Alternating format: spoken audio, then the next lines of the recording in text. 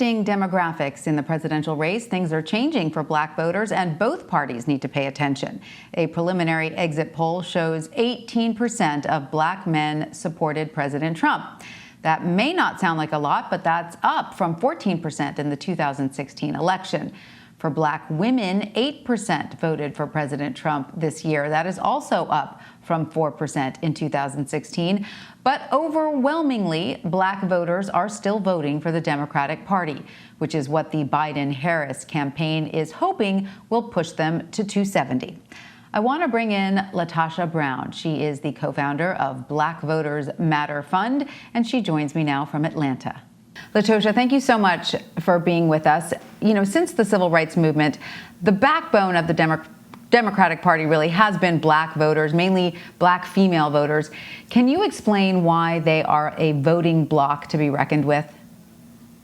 So, you know, when I think about, I'm so proud of black women and black women in this country right now for what we've done and what we've shown. We have always been on the vanguard for democracy. I think we sit in a particular place in this country. We sit at the intersection of sexism and misogyny and racism. And I think when we have been forced to be able to navigate through those worlds. And so what we know is that when democracy is denied for some of us, it's denied for all of us. We also know that this is about affirming our humanity, that we should have the right to have some input in the choices that are made about us, for us, and about us. And so black women have consistently, for the last 200 years, been on the forefront of the pro-democracy movement. We can go all the way from 100 years ago with the women's suffrage movement, where black women, while we did not get our right to vote, and we stood along with our white women counterparts, what we did, and we didn't receive the right to vote for 50 years later, but we were there and we worked hard and we continue to do that.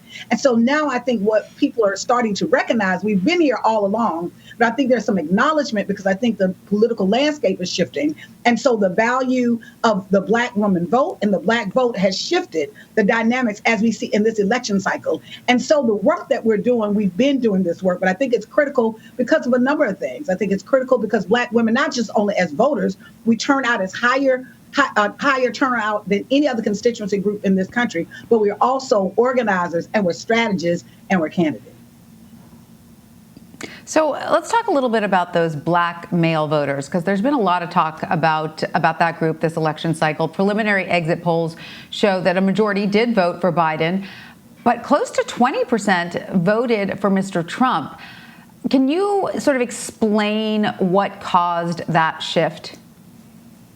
No, I think there's a number of things. One, I think that the Trump campaign, as we've seen in the past, that there has always been a white exploitation of black pain and black trauma. That I think that what has been just so disingenuous about the Trump campaign is that he went after intentionally, using a message that was, I think, reeked in misogyny, a message that was based in fear, a message that was really based in reverse racism, that where he was actually using, knowing that there was these equity gaps in terms of what black men face in this country, knowing in terms of the criminal justice system, how it has been just relentless in black men in this country. And he used that pain to really be able to try to use it at his advantage. And unfortunately, I think that there are some that fell for that.